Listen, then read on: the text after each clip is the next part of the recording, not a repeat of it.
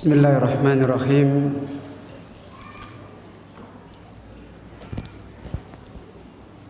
Innal hamdalillah nahmaduhu wa nasta'inuhu wa nastaghfiruh wa na'udzu billahi min shururi anfusina wa sayyiati a'malina. Man yahdihillahu fala mudilla lahu ومن يضلل فلا هادي له وأشهد أن لا إله إلا الله وحده لا شريك له وأشهد أن محمدا عبده ورسوله صلى الله عليه وآله وسلم. يا أيها الذين آمنوا اتقوا الله حق تقاته ولا تموتن إلا وأنتم مسلمون. يا أيها الناس اتقوا ربكم الذي خلقكم من نفس واحدة وخلق منها زوجها وبث منهما رجالا كثيرا ونساء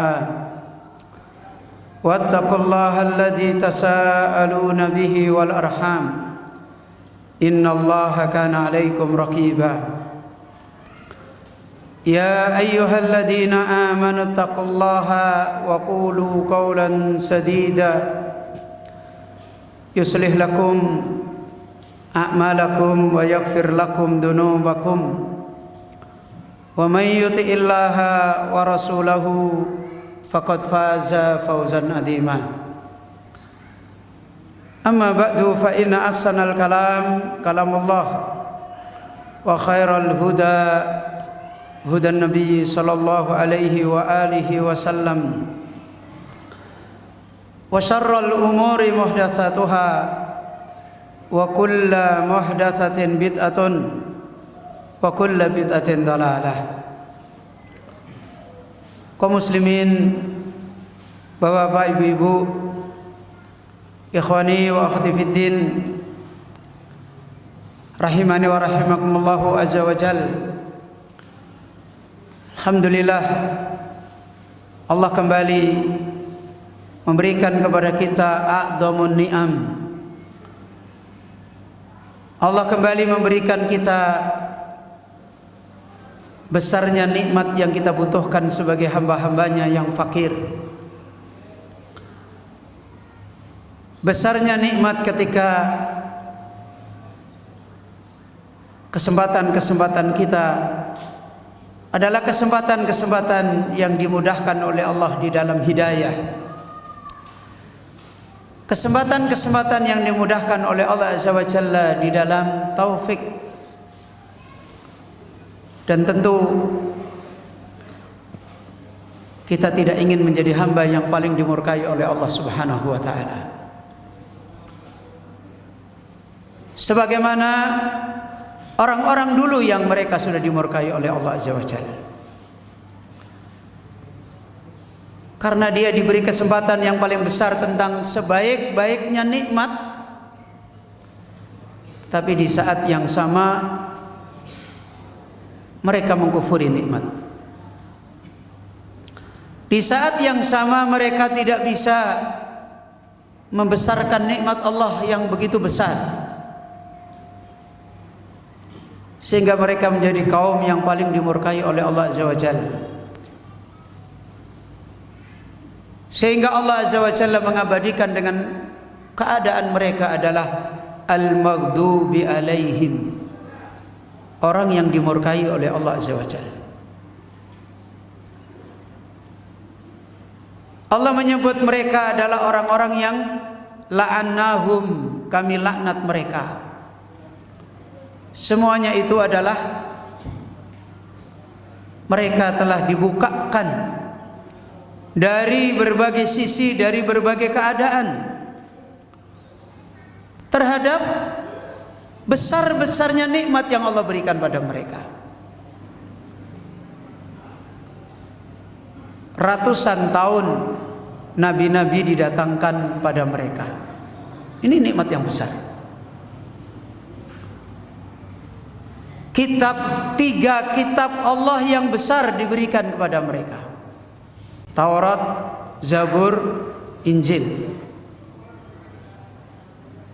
Setiap rasul pergi, didatangkan rasul lagi. Setiap nabi pergi, didatangkan nabi lagi. Benar-benar kaum yang sudah dianugerahkan nikmat yang paling besar. Dan ratusan tahun mereka menjadi narasumbernya hidayah, narasumbernya petunjuk, barometernya orang baik di dunia. Bani Israel. Orang musyrikin Quraisy saja kalau dulu minta fatwa datang kemana? Ke Bani Israel. Kalau mereka ingin mendapatkan nasihat pengajaran, datang kepada Bani Israel.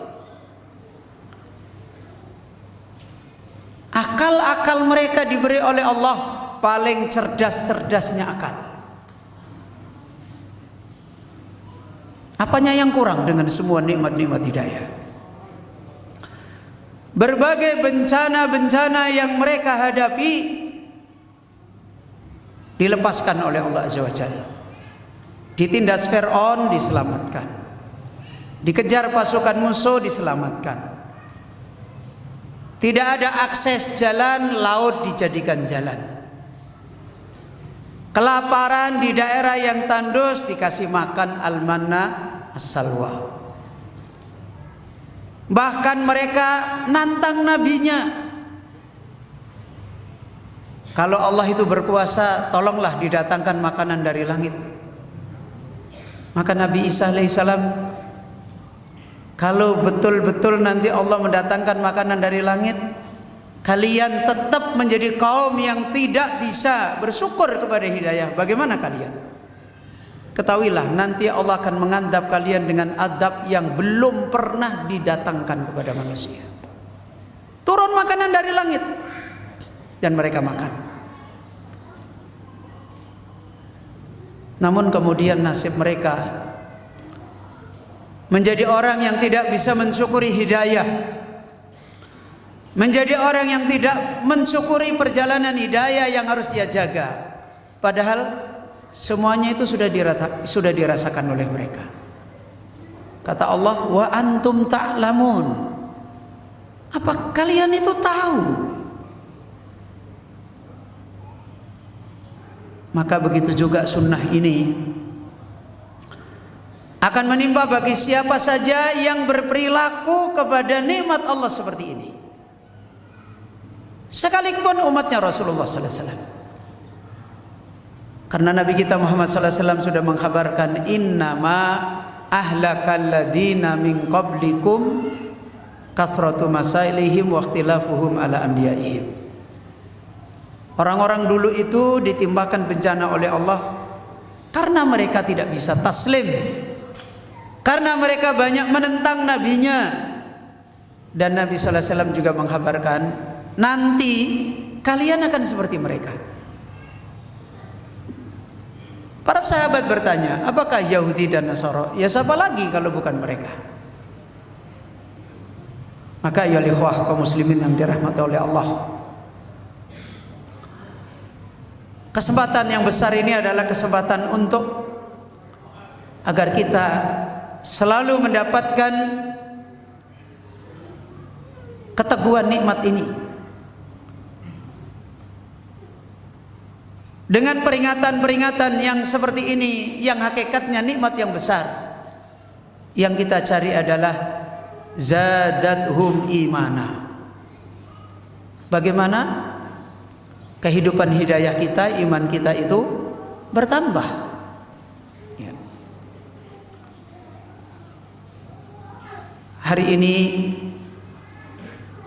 kita diberi peringatan secara khusus oleh Allah Subhanahu wa taala. Pertama, sebagaimana insyaallah yang kita nasihatkan adalah tentang masalah nikmat ilmu. Kedua, sebagaimana hari ini kita juga diperingatkan fi baitin min buyutillah, kita ini sedang di dalam urusan besar, yaitu apa? Di satu rumah dari rumah Allah Azza wa Jalla.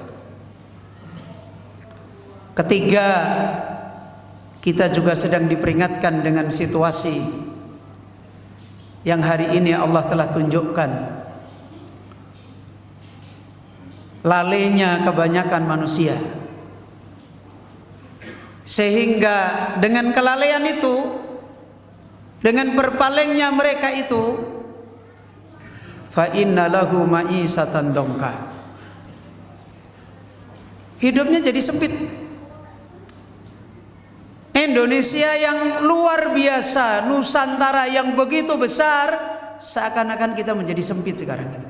Sembunyi ke rumah, tutup pintu, rebutan masker nggak dapat. Qad daqatil ardu bima rahubat. Nikmat yang begitu banyak sekarang menjadi menyempit.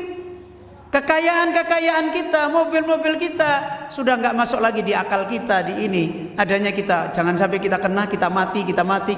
Masuk rumah sembunyi, habis sembunyi suami sama istrinya ketemu, ketemu lagi, kamu masuk rumah sana, sempit jadinya. Fa inna lahu ma'isatan dongka, kata Allah, maka baginya adalah kehidupan yang sempit. Apa penyebabnya? A'radu an dzikri. Karena persoalan besar di dalam hidup mereka sudah lupa, mereka sudah berpaling. Kata Al-Imam Ibnu Katsir rahimahullah, walau tana'ama bini amin katsirah, walaupun hidupnya bergelimang dengan nikmat-nikmat yang banyak, tapi mereka hidup di dalam kesempitan.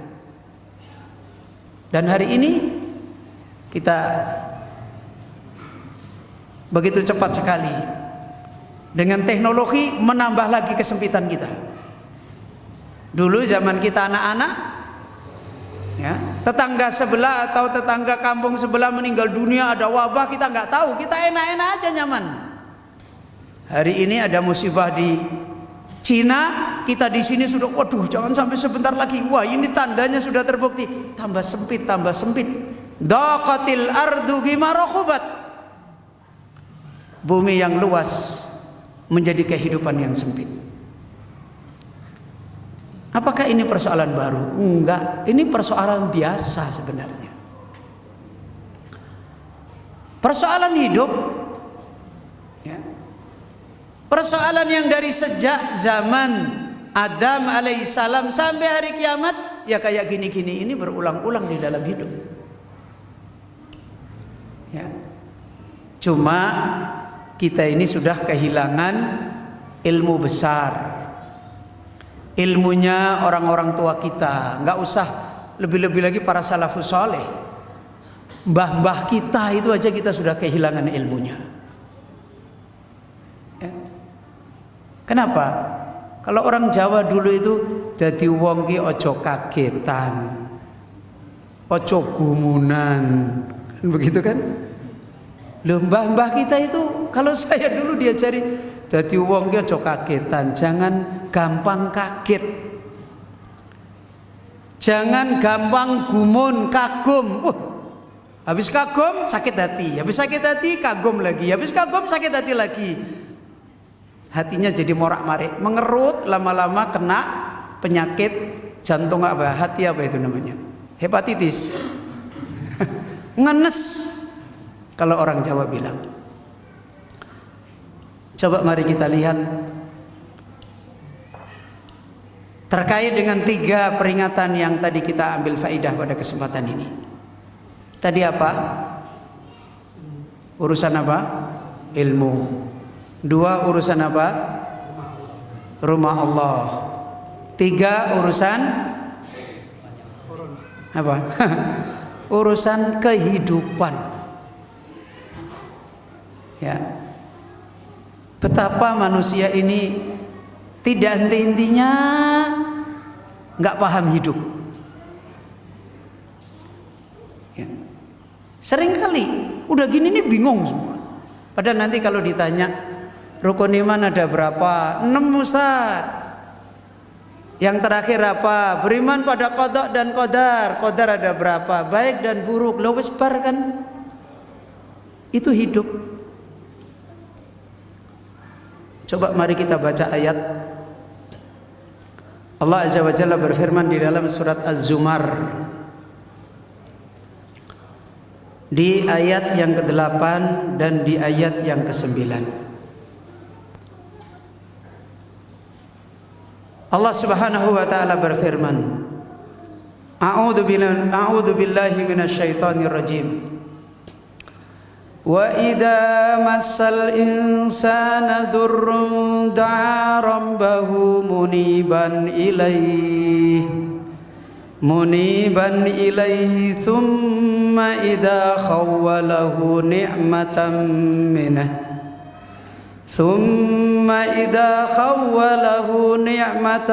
minhu nasiya ma kana yad'u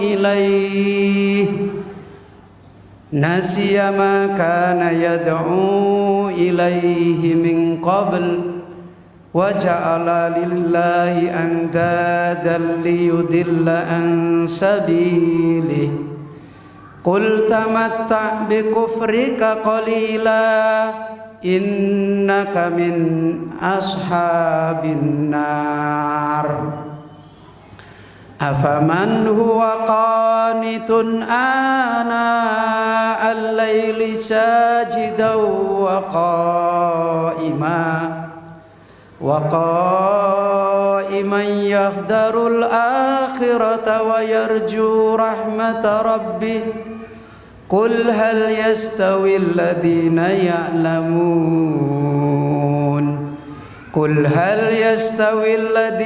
ya'lamuna walladhina la ya'lamun innama yatadhakkaru ulul albab. Bapak Ibu yang dirahmati Allah, ayat ini sudah menjadi jawaban. Apa kata Allah Azza wa Jalla? Idza massal insana durrun. Kalau ada bencana menimpa manusia, itu kan sudah sering kan? Da'a rabbahu muniban ilaihi. Maka dia berdoa kepada Allah. Munduk-munduk.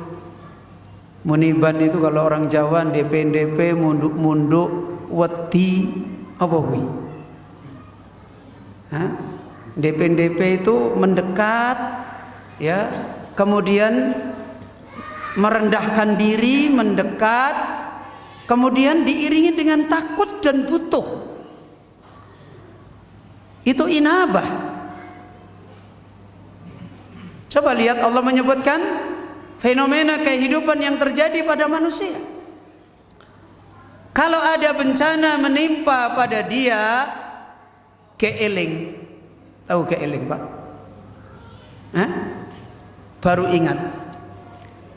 Pinternya kepada hidup itu kalau lagi ada bencana.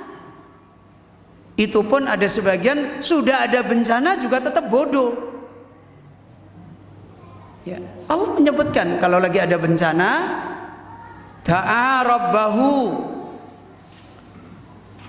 bicara tentang Allah, berdoa, muniban, menampakkan, merendahkan diri. Tsumma idza khawwalahu nikmatan minhu, kemudian sudah menjadi kebiasaan hidup. Ada enggak bencana yang enggak pernah hilang? Ada enggak? Ada. Bencana tapi enggak pernah hilang. Ada enggak? Enggak ada kan?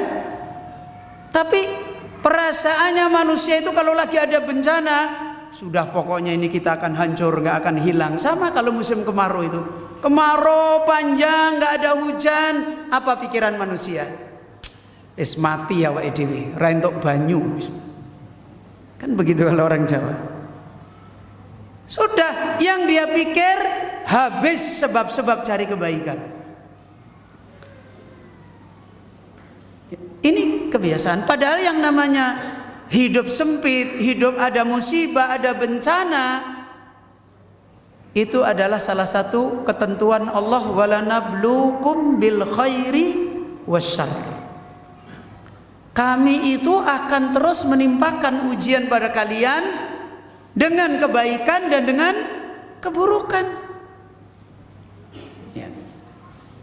Tadi subuh kita sampaikan ayat iyamsaskum qarhun faqad massal qauma qarhun misluh. Kalau kalian tertimpa satu luka, orang lain di lain waktu juga tertimpa luka. Tilkal ayyamu nudawiluha bainan nas. Hari itu bukan milik kita, miliknya pencipta hari. Allah pergilirkan dengan segala kaidahnya, dengan segala kejadiannya, dengan segala sistemnya. Allah yang mempergilirkan. Kemudian kata Allah, anehnya nanti kalau bencana ini pergi, diganti oleh Allah nikmat, apa yang terjadi? Nasiya ma kana yad'u ilaihi. Apa? Lupa. Lupa kepada apa yang kemarin dia berdoa. Dan sudah tidak punya kepentingan lagi kepada Rabb-Nya yang kemarin-kemarin dia mendekat, merendah, takut, butuh. Begitu diganti nikmat, berubah. Sudah lupa. Dan ini sebenarnya hakikat kebodohan manusia. Dan itu sebenarnya kebodohan manusia. Loh, sekarang kalau kita tanya, mungkin di antara kita bisa berkata, loh Ustadz, ya namanya ada musibah, ya kita dekat kepada Allah itu kan ya wajar lah, logis. Benar ya? Hah? Benar enggak? Benar.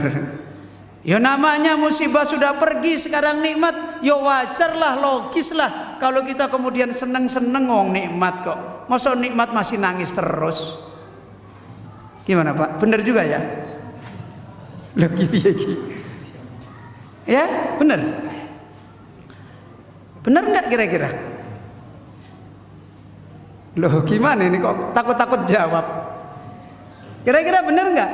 Loh wajar toh Ustadz, namanya kemarin sakit ya kita sedih, setelah kita sehat ya kita jalan-jalan, rekreasi, piknik. Masa kita suruh sedih terus? Nanti mendalam tambah ngenes, mati jantungan.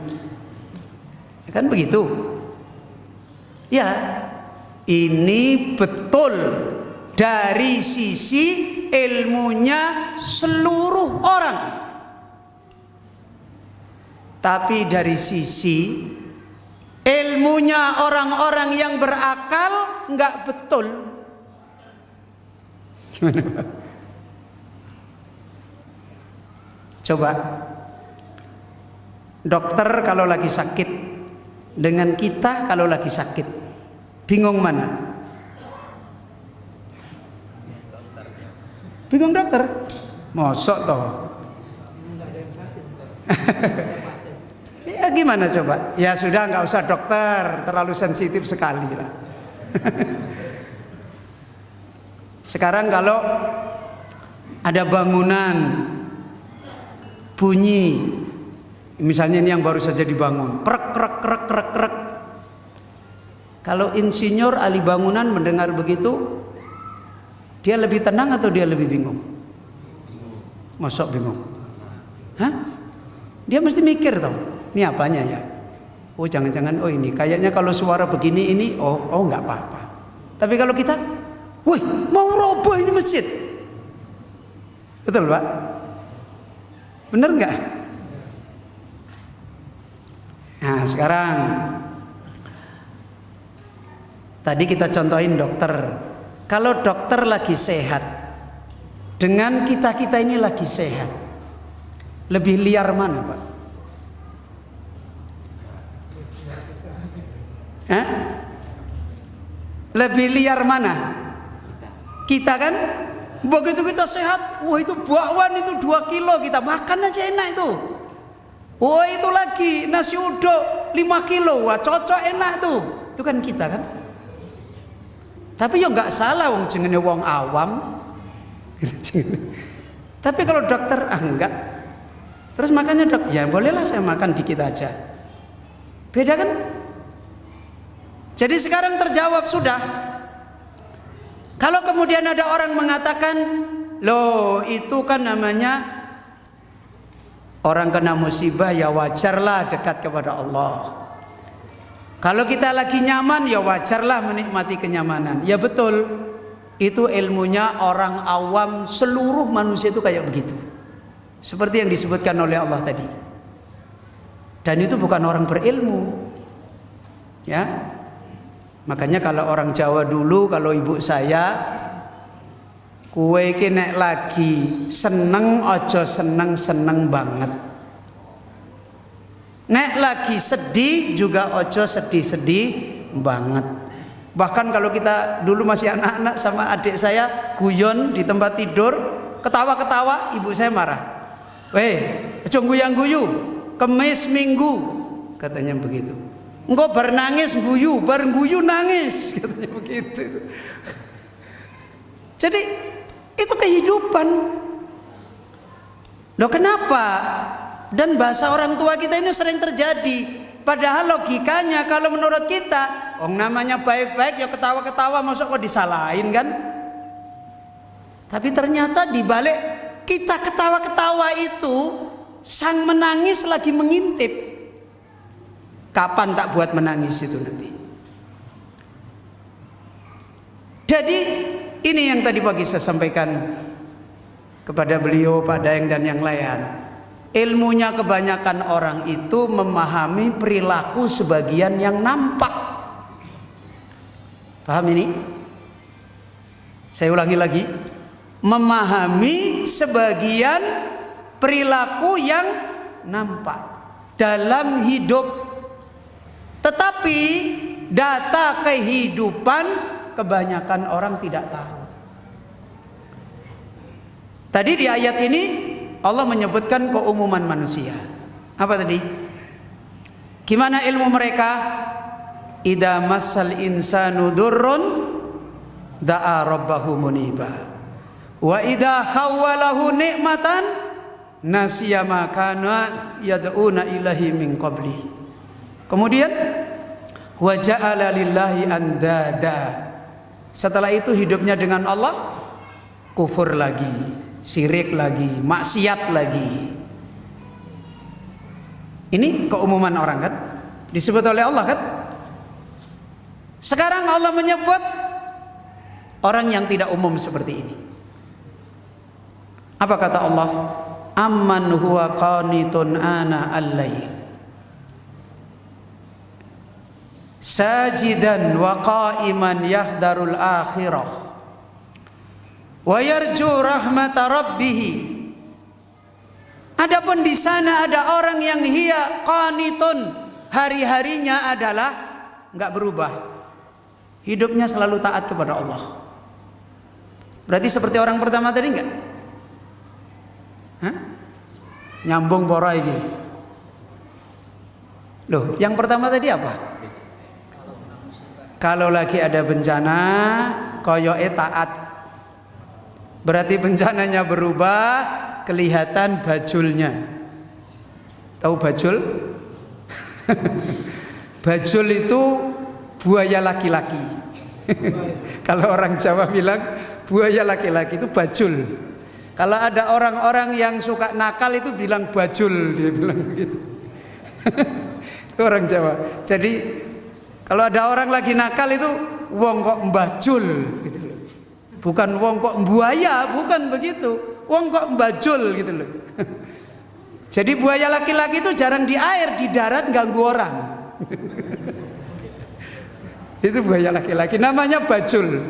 Ada boyo, ada bajul, itu orang Jawa. Tapi betul apa enggak saya enggak tahu. Itu bahasa mereka. Jadi ini yang kedua, sama enggak dengan yang tadi? Enggak. Bagaimana dia? Dia disebut oleh Allah qanitun ana al-laili. Mereka adalah orang yang selalu taat beribadah. Kembali kepada Allah itu adalah kaidah hidup. mau musim paceklik, mau musim panen, mau musim penyakit, mau musim hilang penyakit, mereka adalah orang yang qanitun ana al-laili sajidan wa qa'iman. Berarti dia lebih berilmu dari yang pertama apa yang ini? Ini lebih berilmu. Ini tidak memahami hidup sekedar perilaku yang ada di permukaan. Tapi dia memahami hidup. Hidup itu harus punya kaidah. Apapun yang terjadi, kaidah tidak perlu dirubah. Orang yang beriman itu begini loh hidupnya. Makanya tadi kata orang Jawa, ora gumunan, ora kagetan, ora bingungan, kan begitu. Itu orang beriman. Hidupnya standar, nggak bingung, nggak kaguman dengan yang aneh-aneh yang baru, nggak kaget dengan yang muncul ini, nggak. Berarti dia punya ilmu yang beda dengan ilmunya orang yang tadi. Yang tadi hanya mengenal permukaan, yang ini mengenal yang sebenarnya terjadi. Lah kalau dia tahu dunia kui tempatnya kehidupan seperti itu, ya sudah toh. Mau muncul buaya, mau muncul bajul, mau muncul penyakit, mau muncul ini, ya udah biarin semuanya itu berjalan. Karena itu adalah wasilah kita diuji oleh Allah. Kan begitu jadinya. Dan hidupnya punya standar. Makanya dari ayat ini disebutkan yahdharul akhirah. Kaidah hidupnya adalah bukan kekacauan dunia, bukan ketidakpastian dunia, bukan dengan kebingungan dunia. Kaidah hidupnya adalah kepastian akhirat. Sekarang mau tanya, penyakit apa yang dibawa sampai di akhirat? Hah? Penyakit apa yang dibawa sampai di akhirat? Hah? Penyakit hati. Penyakit apa yang berhenti sampai di dunia saja? Penyakit fisik. Tapi kita lebih bingung mana? Nah, aku rak jengene wong ra duwe ilmu to kuwi jengene. Ada penyakit gawat, penyakit kronis, ya. Yang sakit banyak, dokternya sedikit, wabahnya nggak pernah berhenti, yang tahu tidak banyak orang, mati masih dibawa busuk di dalam kuburan, bangun dari akhirat nanti dari kubur juga dibawa lagi. Lah kita ini masih nyaman-nyaman aja. Begitu ada sakit fisik sebentar lagi hilang, dan sebenarnya cara menyembuhkan penyakit fisik juga gampang. Apa caranya? Gak pakai dokter, panggil aja malakul maut. Loh lah iya kan? Loh, kalau malakul maut sudah datang, nggak ada corona, ya, nggak ada liver, nggak ada jantung, nggak ada semua, sehat di dalam kuburan. Loh, kok kita ini kan aneh. Ini menunjukkan sebenarnya kebodohan manusia, tidak adanya ilmu manusia itu di sini. Tidak kenal kehidupan dunia dan akhirnya kenal kehidupan akhirat. Memberi solusi dunia dengan kaidah dunia. Sukses dunianya? Enggak. Para nabi itu memberi solusi kehidupan dunia dengan pola hidup akhirat. Sukses dunianya? Sukses. Dulu saya pernah pengajian di kantor. Saya bilang, Pak, mbok coba izin sama pejabat-pejabat, negara ini dicarikan nabi aja, saya bilang gitu. Ya, negarawannya disuruh istirahat, terima gaji, rasa korupsi. Di rumah aja nganggur, dikasih gaji semua, cari nabi suruh ngurus. Kira-kira berubah nggak negara ini jadi baik? Jadi kaidah Nabi memperbaiki dunia pakai orang-orang ahli dunia atau pakai kehidupan negeri akhirat? kehidupan negeri akhirat. Makanya Allah Azza wa Jalla di akhir ayat menyebutkan apa? Qul hal yastawil ladina ya'lamuna wal ladina la ya'lamun. Apa sama orang yang mereka berilmu dan orang yang mereka tidak berilmu? Ini jelas kan? Setelah Allah Azza wa Jalla menyebutkan dua fenomena manusia. Fenomena yang pertama tadi apa? Hah? Apa fenomena yang pertama? Gimana hidupnya? Gimana hidupnya? Ada kesempitan, kelihatan taat. Kesempitannya hilang ganti kebaikan, bacul lagi. Ya kan begitu? Punya ilmu nggak dia? Punya.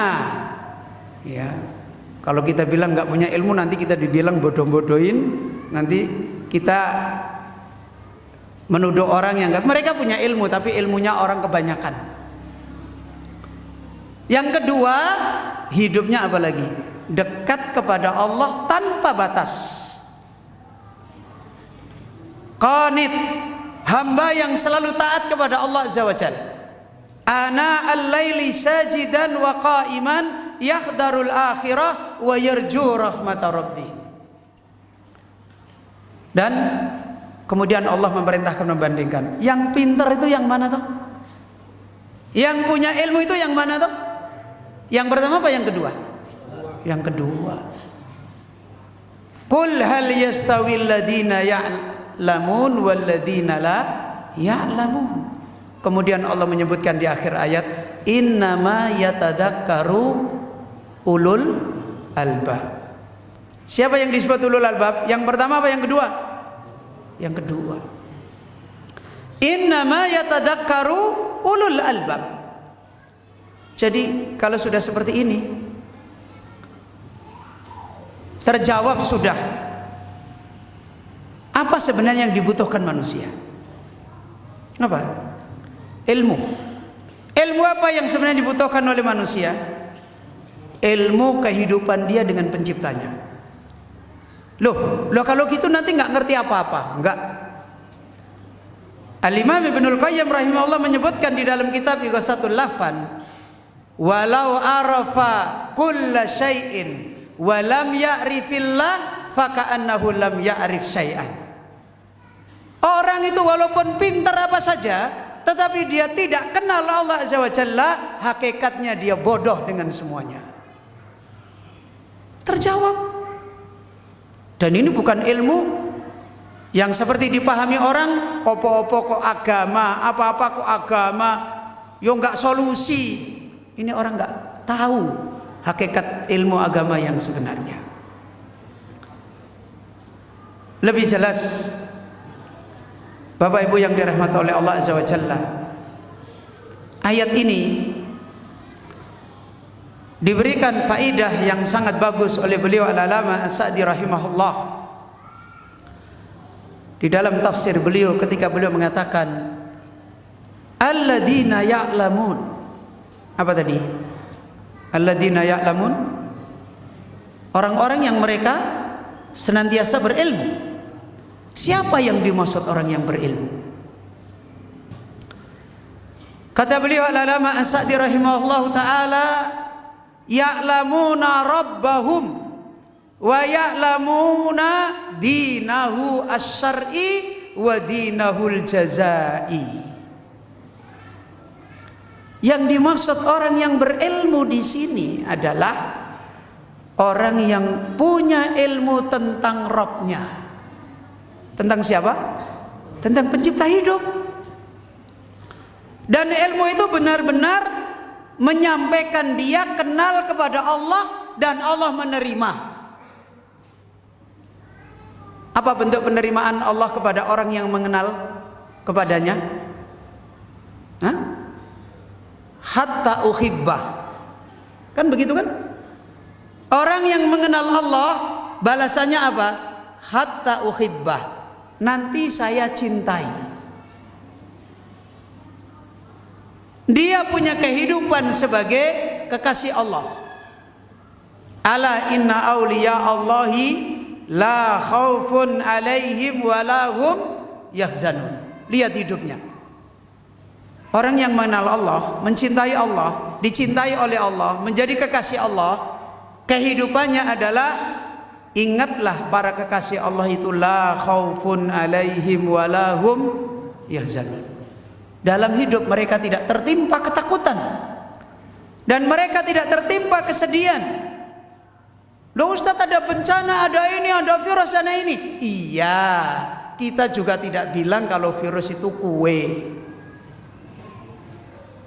Ya kan enggak kan? Nabi Ayub ketika kena penyakit lepra menular 18 tahun. Ya kan? Mana lebih parah?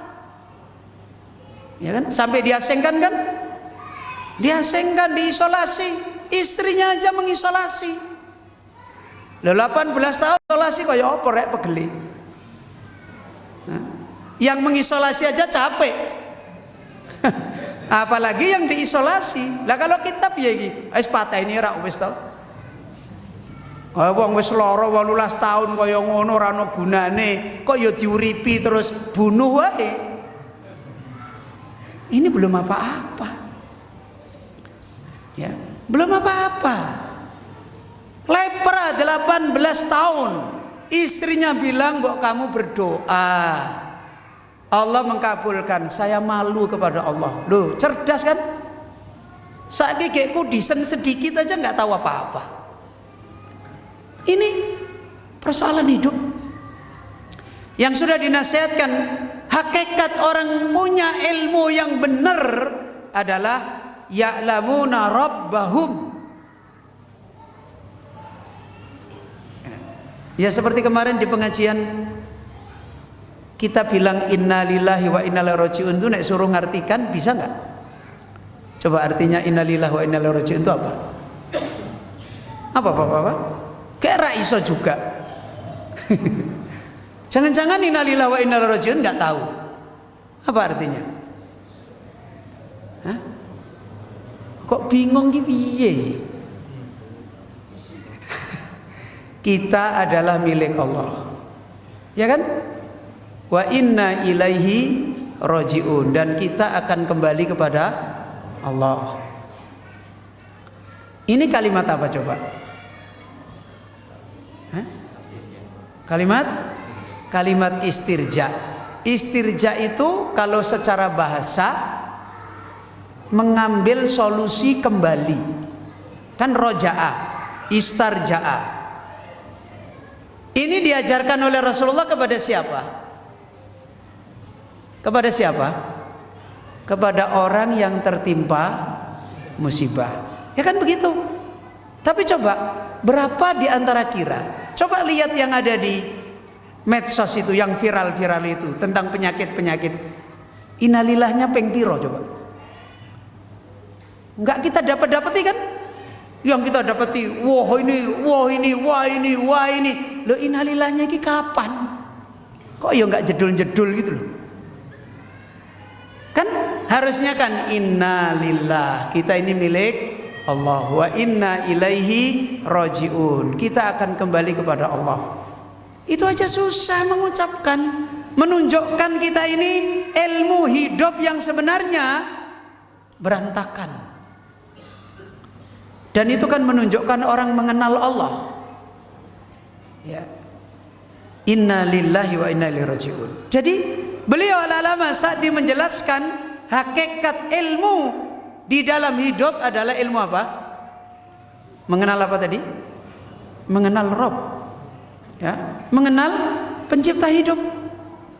Kemudian wa ya'lamu dan dinahu syar'i, dan punya ilmu tentang agamanya yang syar'i. Tentang ilmu tentang agamanya yang syar'i. Kemudian wadinahu al-jazai, dan mengenal tentang agamanya di dalam hidup. Agama yang ada pada realistis kehidupan. Apa itu? Hah? Hidup itu selain ujian hidup. Para ulama ketika menerangkan tentang hidup di dunia, sebagian ulama mengatakan dunia adalah gambaran akhirat. Apa maknanya? Hah? Ya, itu mendekati. Apa maknanya lagi? Sebagian ulama menerangkan, kalau kamu pengen beriman kepada akhirat, fahamilah dunia. Orang nyambung. Sekarang saya tanya, ketika Allah Azza wa Jalla menjelaskan tentang akhirat, dari mana akhirat itu dimulai? Hah? Akhirat itu dimulai dari mana?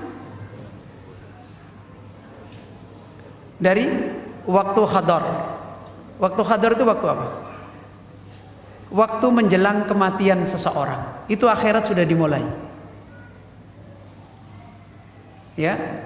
Coba Bapak Ibu, pada waktu kita melihat ada orang mau mati, yang kita lihat ada berapa perkara?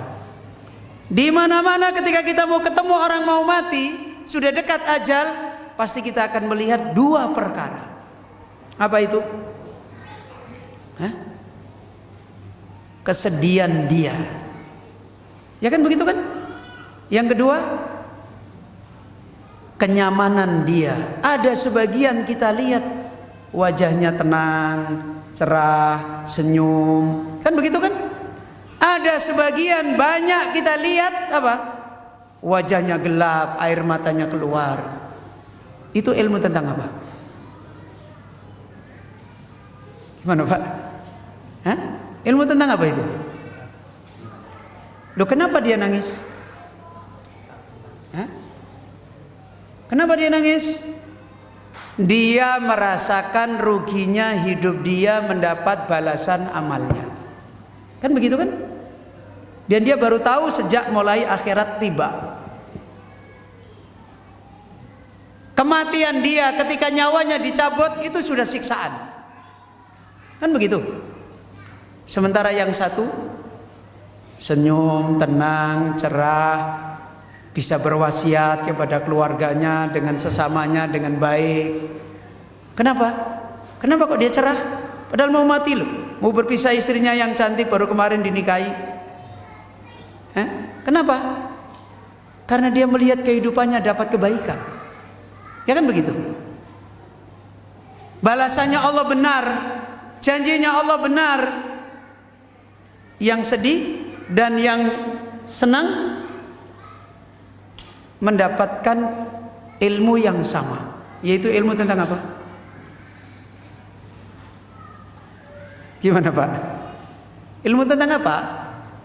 Bagi memang kudu belajar tenanan. Ilmu tentang apa? Ya sudah, Al-Quran sekarang sepertiganya adalah berisi tentang kisah. Betul? Kisah itu ada dua.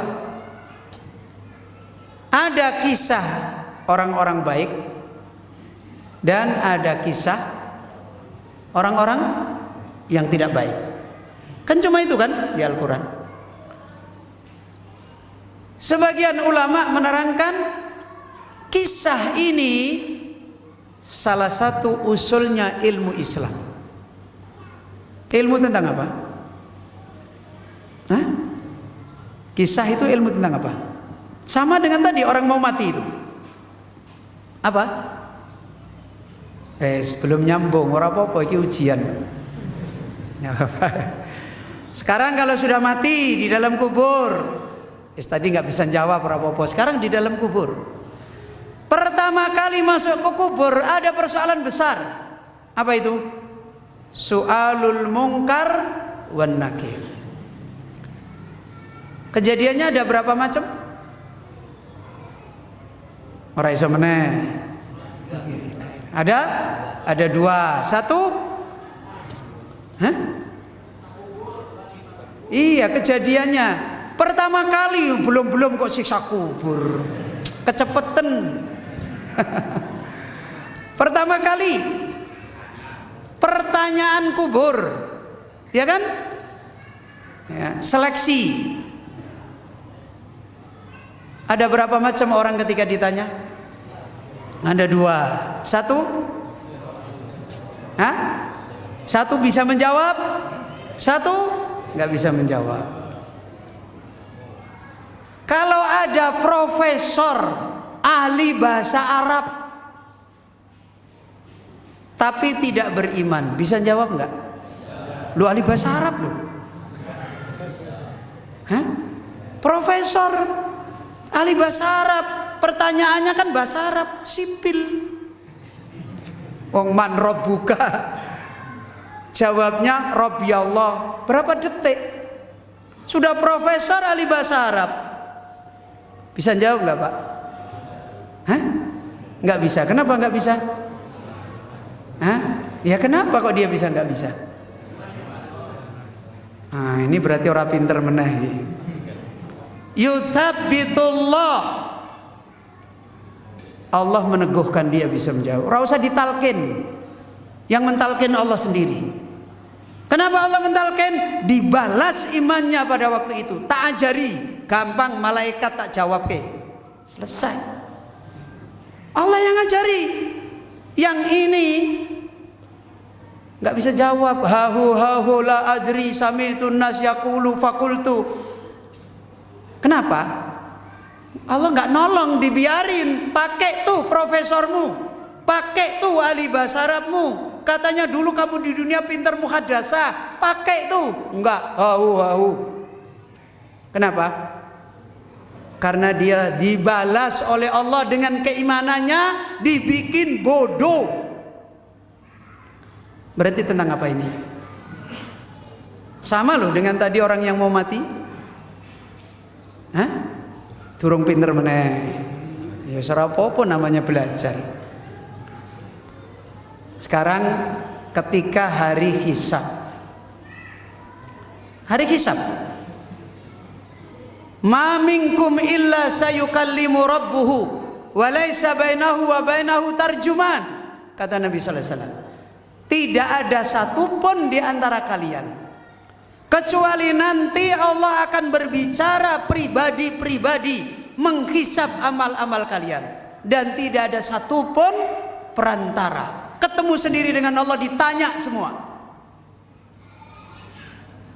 Apa bedanya pertanyaan Allah, dialognya Allah di dalam hisab kepada orang yang tidak beriman, dengan dialognya Allah kepada orang beriman pada waktu ditanya?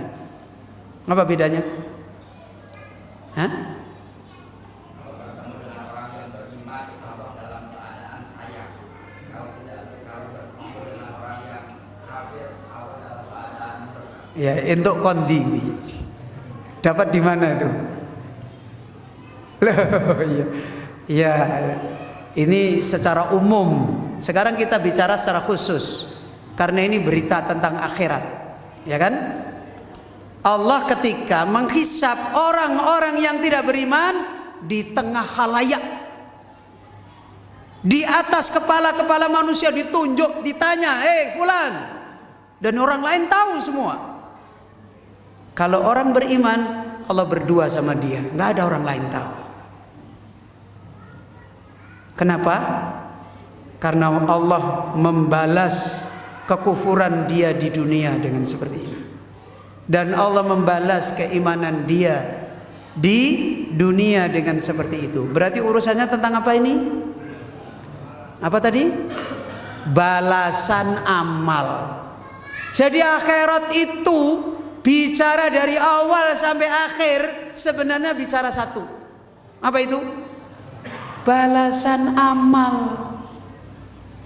Wis paham Bapak Ibu? Dah?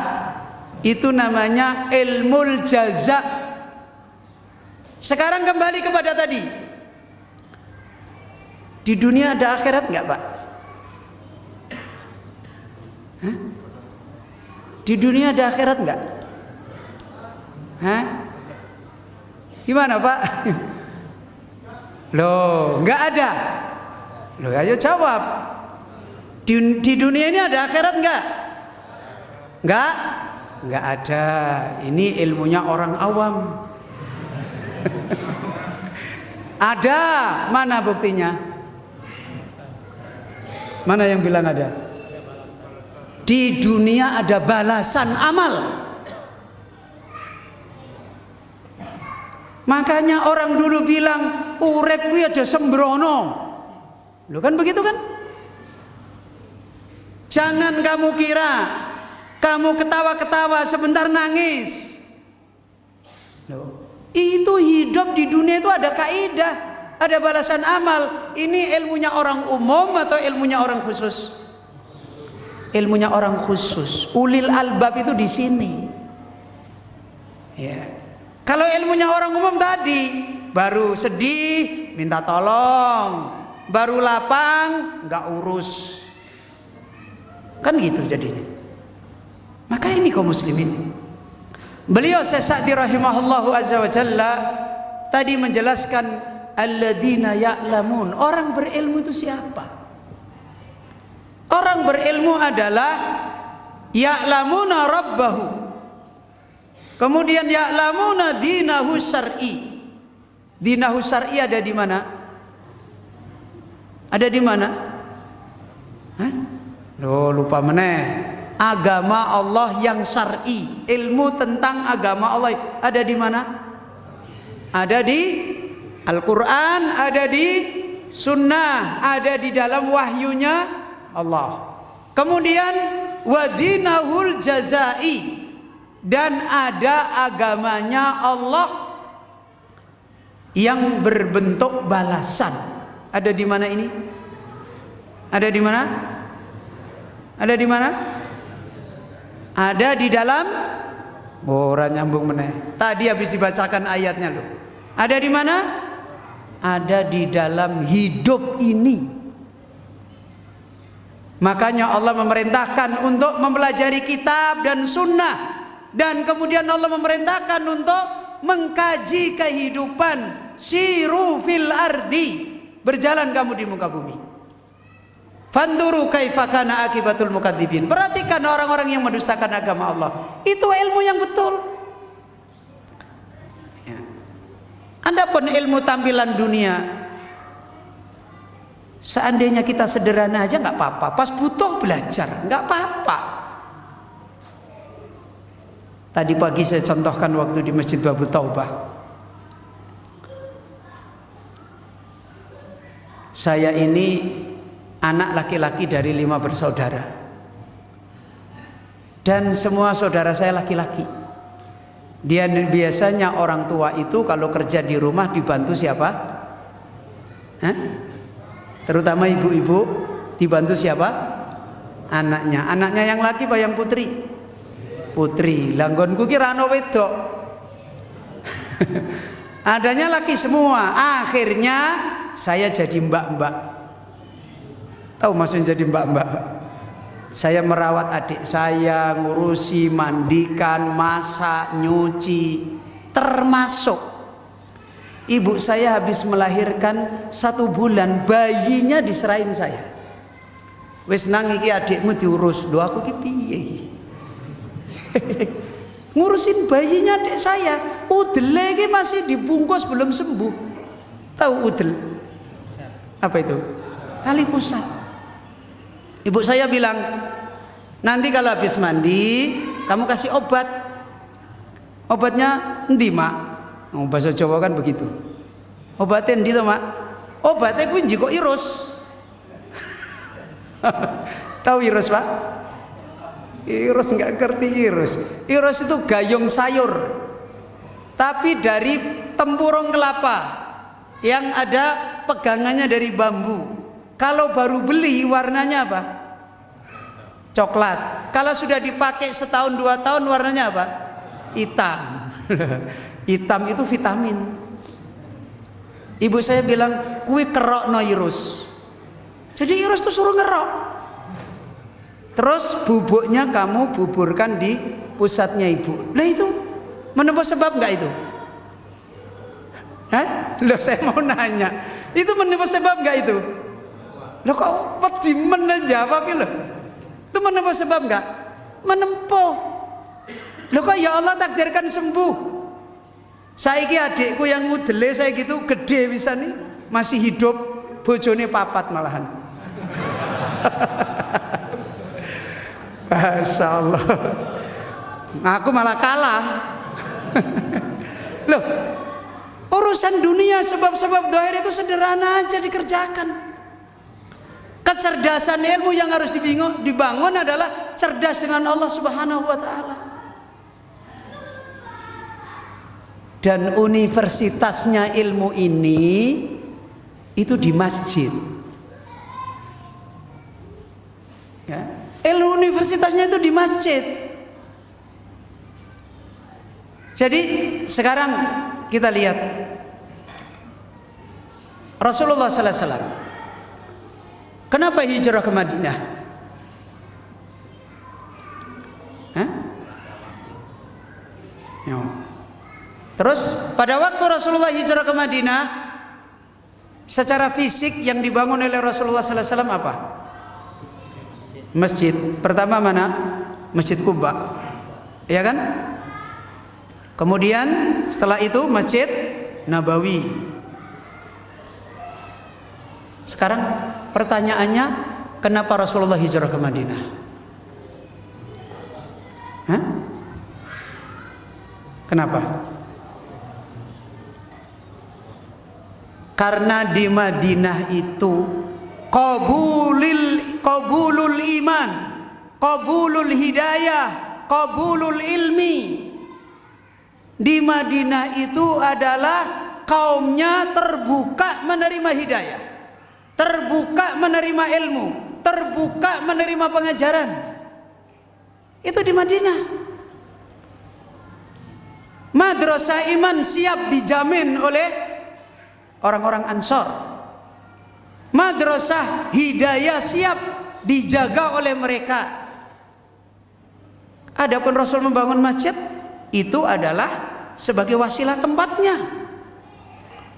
Tapi hakikatnya Rasulullah sallallahu alaihi wasallam datang ke Madinah untuk membangun apa? Madrasah ilmu. Ilmu mengenal Allah, mengenal iman, dan di Madinah ketika itu aman.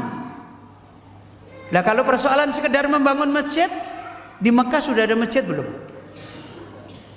Yo, saya mau nanya, di Mekah sudah ada masjid belum? Pada waktu itu sudah ada masjid belum? Hah? Bingung mana ini? Hah? Di Makkah waktu itu sudah ada masjid belum? Sudah. Masjid apa? Masjidil Haram. Mulia enggak masjid ini? Mulia. Batu-batu di Mekah kalau ketemu Rasulullah sallallahu alaihi wasallam membaca salam. Rasulullah sallallahu alaihi wasallam meninggalkan Makkah itu sangat berat. Para sahabat itu meninggalkan Makkah sangat berat. Maklum mereka jasadnya dari tanah mana? Dari tanah Mekah. Wajar. Bapak-bapak di Subang hidup cuma makan nasi satu hari 2 piring 3 piring. Disuruh pindah ke Semarang. Di sana makannya lebih banyak. Pilih mana? Pilih Subang. Kenapa? Dagingnya dia itu dari tanah Subang. Ya itu wajar. Ya. Tetapi lihat kenapa Rasulullah begitu berjuang ke sana, harus ke sana. Di sana ada madrasah ilmu yang mau didirikan oleh Nabi. Madrasah iman yang mau dibangun oleh Rasulullah. Madrasah hidayah yang dibangun oleh Rasulullah. Setelah itu wahyu turun dengan terus. Dan mereka dididik, dibesarkan oleh Nabi siang malam dengan aman. Dan tadi sudah dibacakan ayat. Untuk apa masjid itu dibangun? Siapa yang harus membangun? Dibangun dipakai untuk apa? Kalau tadi disebutkan oleh Bapak Takmir untuk madrasah ilmu, untuk penyebaran ilmu. Lah ini yang persoalannya. Ilmu apa yang mau dibangun? Ya. Jangan salah-salah. Justru dari sinilah harus dibangun kembali madrasah iman. ilmu yang benar yang dibutuhkan manusia di dalam hidup, yaitu apa tadi? Ilmu mengenal Allah, ilmu mengenal syariat hidayahnya Allah, ilmu mengenal apa yang terjadi dalam hidup. Dan ini sebenarnya orang berilmu. Maka ayyuhal ikhwah, kita bisa mengambil pelajaran beberapa kisah yang dulu sudah pernah kita sebutkan. Kaum yang di situ disebut oleh Allah orang yang punya ilmu dan orang yang tidak punya ilmu. Allah berfirman di dalam surat Al-Qasas ayat 79 sampai ayat 80. Fa kharaja ala qaumihi fi zinatihi qala alladziina yuriduna al-hayata ad-dunya ya laita lana misla ma utiya qarun innahu ladu haddin adim. Wa qala alladziina utul ilma wailakum thawabullahi khairul liman amana wa amila sholiha wala yulaqaha illa sabirun. Fa khasafna bihi wa bidarihi al-ardha fama kana lahu min fi'atin yansurunahu min dunillahi wa ma kana minal muntasirin. Wa asbaha alladhina tamannaw makanahu bil amsi yaquluna wa ka'anna Allaha yabsutur rizqa liman yasha'u min ibadihi wa yaqdir laula amanna Allahu alaina la khasafa bina wa ka'annahu la yuflihul kafirun. Kita punya contoh yang mulia yang menunjukkan tentang hakikat ilmu yang dibutuhkan oleh manusia. Dan ini bukan persoalan sekedar urusan dzikir, urusan tayamum, bukan. Karena hakikat kalau kita berbicara ilmu mengenal Allah adalah mengenal kehidupan. Mengenal hidup kita yang sebenarnya di dalam hidup kita di dunia ini. Allah Azza wa Jalla berfirman, "Fa kharaja ala qaumihi fi zinati." Qarun, kenal Qarun? Ya, tahu Bapak Ibu Qarun?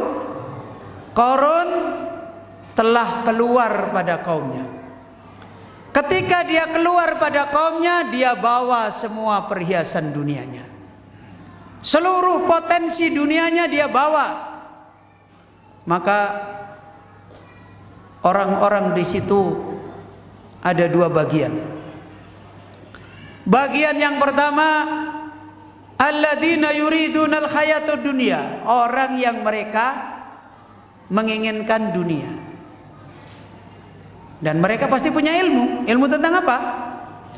Ilmu tentang dunia. Ilmu tentang dunia itu dihasilkan dari mana? Di mana, Pak? Loh, dari mana ilmu tentang dunia itu dihasilkan? Hah? Ilmu dunia kok? Iya, kebutuhan itu yang memotivasi. Keluarnya ilmu dunia didapatkan dari mana? Orang-orang yang sering kuliah itu loh. Hah? Dari mana? Dari riset. Ya kan, betul kan? Kan begitu. Riset itu mengambil apa? Hah? Mengambil data, sampel. Kan begitu kan? Sampelnya dari siapa? Dari perilaku sebagian yang dia riset. Kan begitu kan? Ya kan? Setelah itu dibuka SPSS. Ya, SPSS. Bener nggak? Datanya dimasukin. Habis itu tidak valid. Setelah tidak valid diapain? Angkanya diganti. Habis itu dijadikan apa? Valid. Ini ilmu mereka tentang dunia. Sudahlah, sak pinter-pinternya orang ilmu dunia, koridornya seperti ini. Kalau toh valid beneran, validnya relatif. Benar nggak? Benar nggak Pak? Benar nggak? Loh, kok nggak benar? Gimana? Siapa yang pernah belajar ilmu eksakta? Ilmu eksak. Ada teori faktor X nggak? Hah? Ada teori relativitas nggak? Lah itu apa itu? Itu kan menunjukkan sesuatu yang valid tidak mutlak valid. Bener apa enggak ini? Iki orang-orang pada kuliah, aku pernah kuliah sampai tinggi-tinggi seperti antum. Itu ilmu tentang dunia. Begitu lihat koron bawa harta, wah langsung datanya keluar. Ini pasti begini nih, supaya koron bisa kaya begini nih. Caranya berarti begini nih. Ya kan begitu kan? Ya. Kalau begitu wah kita cocok nih. Kalau kita kayak koron ini. Maka orang yang menginginkan dunia dengan semua potensinya, apa? Dia akan mengatakan, apa perkataannya? Ya laitalana mislama utia Qarun. Maka seandainya kita diberi seperti apa? Seperti Qarun. Ditekuni,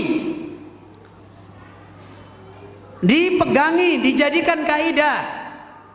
Innahu ladu khaddin adim, bahkan dikukuhkan, dikasih pengukuhan. Sungguh ini baru namanya sukses besar.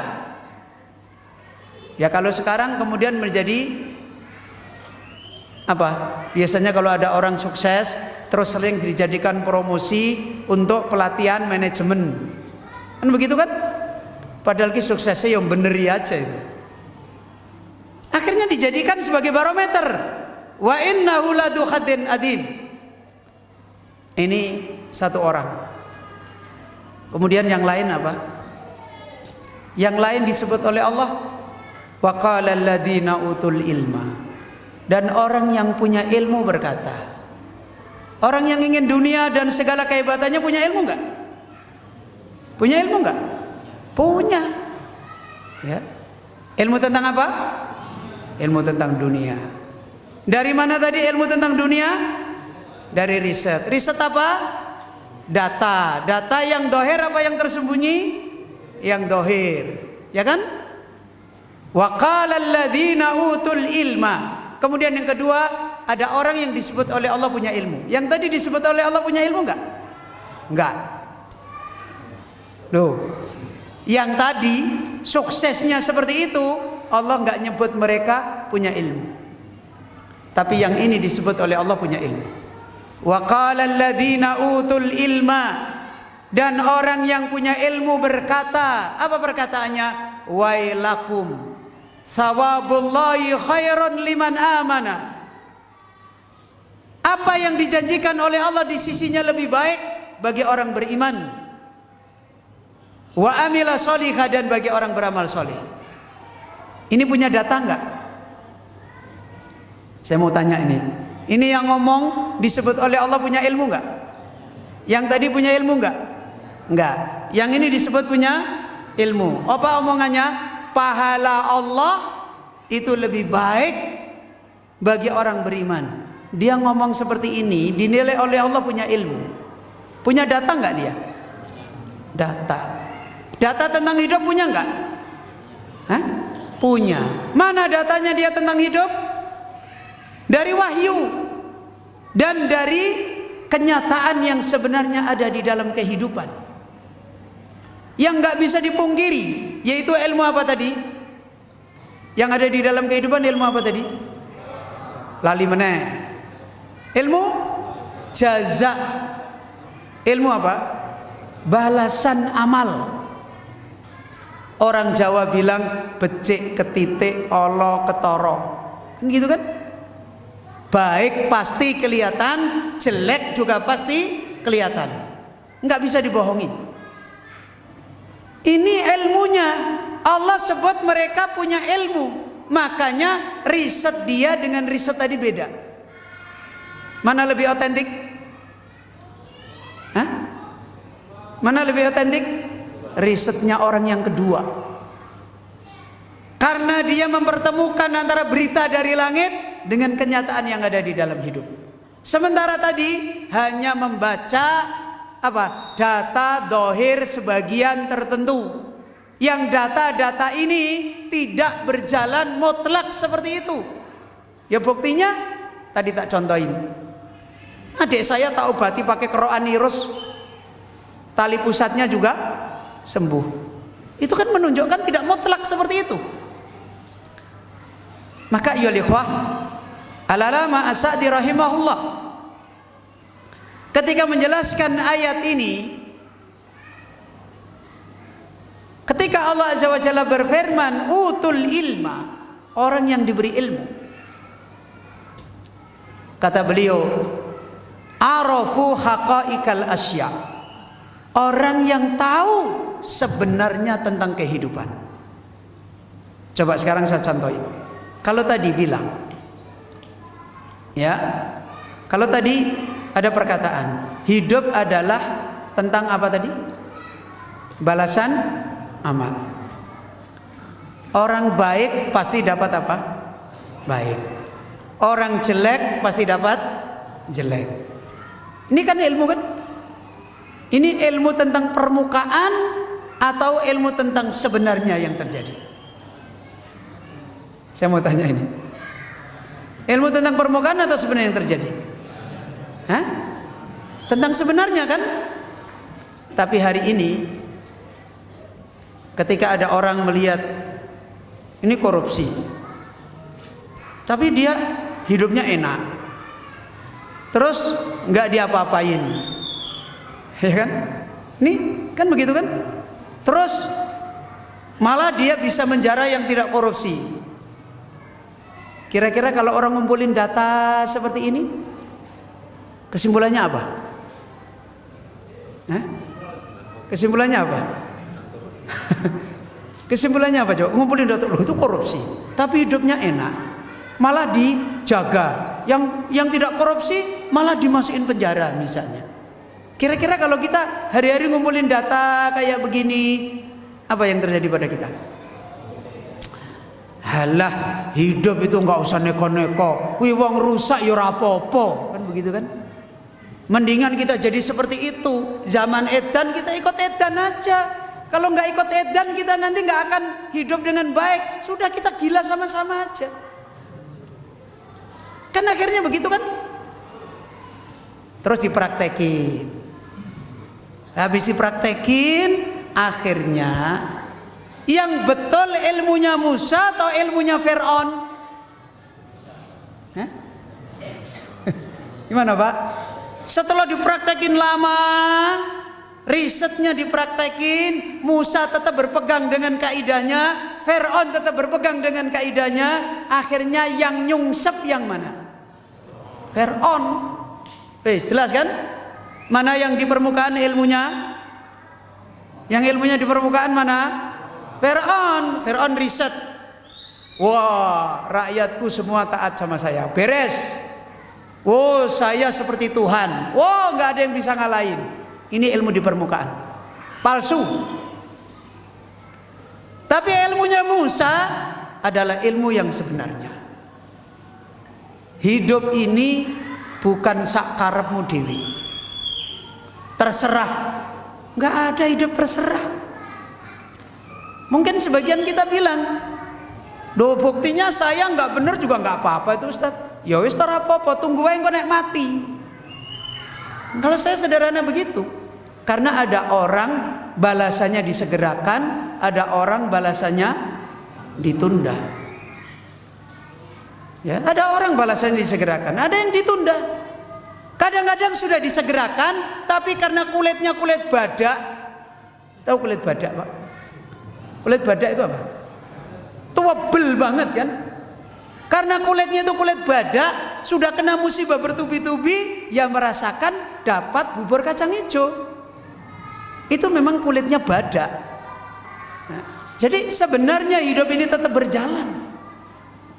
Maka dari sinilah kita diajarkan oleh beliau Al-Allamah Sa'di dari ayat tadi, orang yang punya ilmu itu adalah yang tahu haqaiqul asya. Sedangkan mereka kaumnya Fir'aun pada waktu itu, mereka hanya membicarakan data dohir. Kenapa? Lihat korun, lihat uangnya, lihat kekayaannya, lihat kebesarannya, lihat pengawalnya. Kira-kira memungkinkan bakalan hancur? Kan nggak mungkin kan secara akal? Duitnya banyak, kekayaannya banyak, algojonya banyak, mosok hancur? Kan enggak kan? Ini data dohir. Data hidup itu ada dua, data di permukaan sama data yang tersembunyi. Data di permukaan yang tahu hanya orang ahli dunia. Data yang tersembunyi yang tahu para nabi, para rasul, para pewaris nabi dan rasul, itu yang tahu data yang tersembunyi. Dari dia tahu dari wahyu, dari Quran, dari sunnah, dari menerima hidup dengan jujur. Dan inilah ilmu yang sebenarnya. Bapak Ibu yang dirahmati oleh Allah, ini yang dimaksudkan ilmu. Makanya di dalam beberapa ayat tadi kita sudah mendengar diperingatkan oleh Allah Azza wa Jalla tentang masjid dan tentang ilmu. Apa tadi? Lihat Allah ketika menjelaskan tentang masjid. Tadi yang dibacakan di dalam ayat apa? Surat At-Taubah ayat berapa tadi? Ayat 18. Ya, nah. Tadi yang baca ayat siapa tadi? Hah? Enggak ada, pergi. Allah berfirman, "Innama ya'muru masajidallah." Ya kan begitu? Hanyalah orang yang dia memakmurkan masjid Allah. Apa? Siapa tadi? Man amana billah. Jadi kalau masjid nggak pernah dipakai belajar mengenal Allah, itu bukan masjid yang diridhai oleh Allah. Masjid adalah tempat madrasah untuk membesarkan umat kenal dengan Allahnya dengan benar. Man amana billah wal yaumil akhir wa aqama shalah wa ata'az zakah. Kalau masjid itu dibangun dasarnya ini, apa kata Allah? Fa asa ulaika ayyakunu apa tadi? Minal muhtadin. Semoga orang-orang yang membangun masjid seperti ini asasnya adalah untuk menegakkan madrasah iman. Kata Allah Azza wa Jalla, fa asa ulaika, semoga mereka ini ayyakunu minal muhtadin. Semoga mereka ini termasuk orang-orang yang mendapatkan hidayah. Ini Bapak Ibu yang dirahmati oleh Allah. Ya. Di ayat yang lain, bahkan di ayat yang berikutnya Allah Azza wa Jalla menjelaskannya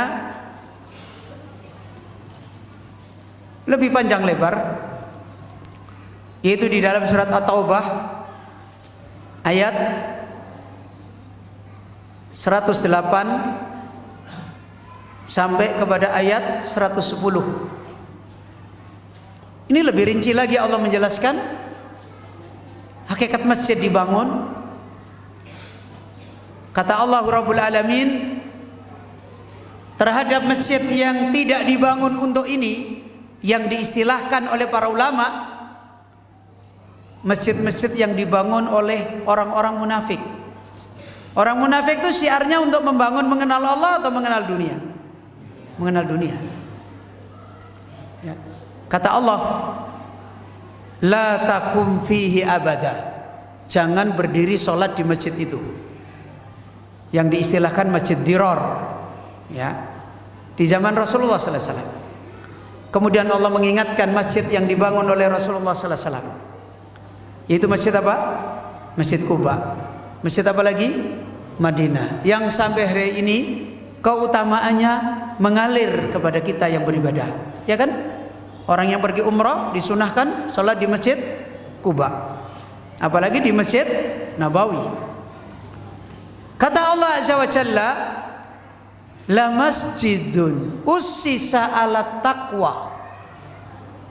Sungguh masjid yang pondasi pembangunannya adalah di atas takwa. Jadi membangun masjid itu pondasinya untuk membangun apa? Takwa, membangun iman. Dan takwa yang paling besar adalah taqwal qulub. Sebagaimana Allah mengatakan, ulaikal ladzina imtahanallahu qulubahum littaqwa. Mereka ini adalah orang yang diuji oleh Allah agar hati mereka mendapatkan takwa. Kata Allah Azza wa Jalla, la masjidun ussisa ala taqwa min awwali yaumin.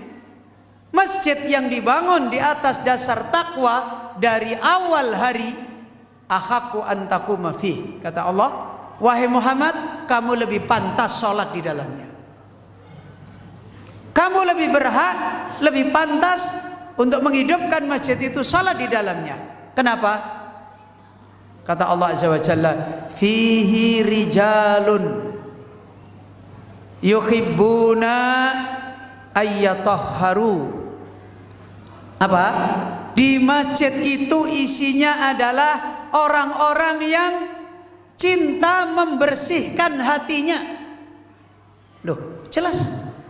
Mereka adalah orang-orang yang mencintai untuk yatatahharu, menjadi orang yang bersih. Menjadi orang yang hati mereka bersih, zahir mereka juga bersih.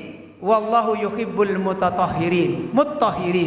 Allah senantiasa mencintai orang yang mensucikan diri. Jadi masjid itu dibangun untuk ini. Dan sebesar-besarnya pembersihan yang harus kita bersihkan di dalam diri kita adalah penyakit hati. Kesyirikan, kemunafikan, kekufuran, kemudian cabang-cabangnya. Apa cabang-cabangnya? Hasad, dendam, iri, ya kan? Itu cabang-cabangnya. Berjangkit dari virus yang dari dulu sampai sekarang nggak pernah hilang. Virus apa? Virus kesyirikan, virus kekufuran. Ini nggak pernah hilang ini virus. Ya. Kalau virus-virus jasad itu ada masa datang, masa inkubasi, masa pergi, masa bangkrut. Walaupun orangnya masih ketakutan, virusnya sudah bangkrut. Ya. Ini kaum muslim Bapak Ibu yang dirahmati Allah. Kata Allah Azza wa Jalla, di masjid itulah masjid yang sebenarnya, di dalamnya adalah orang yang cinta membersihkan dirinya. Allah Azza wa Jalla ketika berfirman, apa? Ya ayyuhal mudaththir qum fa'anzir rabbaka fakabbir wasiyabaka fatahhir. Siap di sini, pakaian di sini ada pakaian hati, ada pakaian zahir. Pakaian hati adalah iman, bersihkan iman dari kesyirikan, dari kekufuran, dari kemunafikan dan seterusnya. Dan hakikat kita berbicara syirik, berbicara kufur, berbicara munafik, itu sebenarnya berbicara apa kan? Bicara apa, Pak? Bicara makhluk. Ya kan begitu kan? Yang namanya pembicaraan syirik, kufur, nifak itu kan sebenarnya bicara tentang apa? Bicara makhluk. Bicara makhluk yang pada tempatnya. Kan begitu? Jangan makhluk dimasukkan sebagai sesembahan. Kan begitu kan? Hakikatnya membicarakan ini. Dan itu harus punya ilmu tentang sesembahan yang benar dan tentang makhluk-makhluk yang dhaif. Kalau nggak punya ilmu tentang ini, makhluk bisa jadi apa? Makhluk bisa jadi sesembahan. Sesembahan bisa jadi ditinggalkan, nggak diurus. Kan begitu jadinya. Ini kerusakan. Maka kemudian Allah Azza wa Jalla mengatakan, afaman assasa bunyanahu ala taqwa. Apakah orang yang dia telah membangun bangunannya di atas takwa minallah wa ridwanin, dan di atas ridha, khairun amman assasa bunyanahu ala safa jurufin harin. Apakah sama seperti, apakah lebih baik dibanding orang yang membangun masjid pondasinya di tepi jurang yang runtuh? Bangun masjid tujuannya untuk kemewahan. Bangun masjid tujuannya untuk cari sanjungan. Bangun masjid tujuannya untuk dapat bantuan, untuk dapat ngumpulin dana, untuk cari manfaat-manfaat dunia. Ini namanya safa jurufin harin. bangun masjid di tepi jurang yang runtuh. Fanhara, masjid itu tidak lama runtuh, bukan menjadi sumber orang yang bersih, nanti malah bisa menjadi sumber fitnah. Fa inna lillahi wa inna ilaihi raji'un.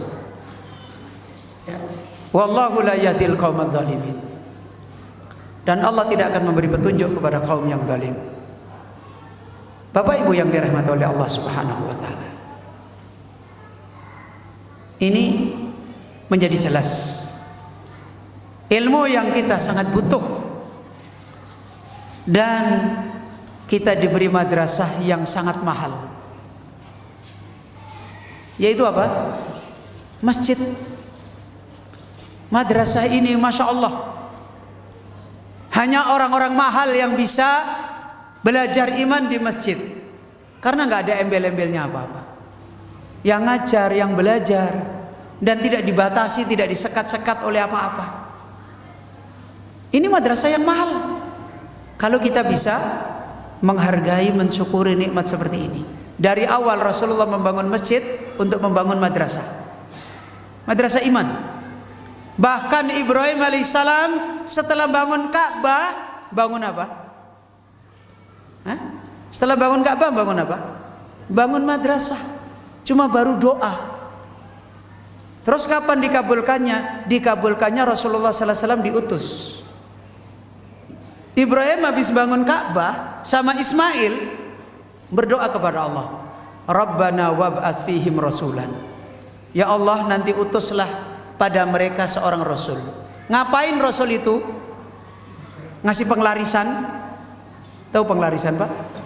Ngasih jodoh? Ya. Tidak. Apa itu rasul? Yatlu alaihim ayatihi. Nanti rasul itu akan membacakan ayat Allah. Wa yuzakkihim. Nanti rasul itu mendidik manusia. Wa yuallimuhumul kitab wal hikmah. Nanti rasul itu ngajarkan kitab dan hikmah. Berarti Nabi Ibrahim doa apa ini? Doa ada madrasah, ya kan? Ada pengajaran. Walaupun baru berdoa, dikabulkannya kapan? Rasulullah sallallahu alaihi wasallam diutus. Makanya Nabi Muhammad kemudian mengatakan, ana dakwatu Ibrahim. Saya ini doanya Ibrahim. Ini Bapak Ibu yang dirahmati oleh Allah. Dengan terbatasnya waktu, ya, insya Allah kita cukupkan sampai di sini. Masih ada faedah yang sebenarnya kita perlu lanjutkan, tapi nanti mogol. Tahu mogol, Pak? Setengah matang, nanti malah repot. Semoga di lain waktu kita bisa tambahkan terkait dengan kebutuhan kita kepada ilmu, kebutuhan kita kepada madrasah ilmu untuk menjawab kehidupan kita di dalam hidup kita di dunia ini. Semoga Allah Azza wa Jalla memberikan nikmat yang besar ini kepada kita semua. Allahumma alimna ma yanfa'una wanfa'na bima 'allamtana. Allahumma inna nas'aluka ilman nafi'a wa na'udzubika min ilmin la yanfa' wa min qalbin la yakhsha' wa min nafsin la tasba' wa min da'watin la yustajabu laha. Bapak Ibu yang dirahmati oleh Allah, saya mohon maaf, majelisnya kita akhiri sampai di sini. Jika ada kekurangan dan khilafan, semoga apa yang kita telah ambil faedah menjadi peringatan bagi kita sebagai hamba-hamba yang diberi nikmat oleh Allah, dan kita dengan peringatan ini semakin dicerdaskan oleh Allah Azza wa Jalla di dalam kehidupan kita sebagai hamba-hambanya di dunia yang kita diberi kesempatan sebentar untuk diuji oleh Allah Subhanahu wa taala. Kita akhiri majelis kita. Subhanaka Allahumma bihamdika asyhadu an la ilaha illa anta astaghfiruka wa atubu ilaik.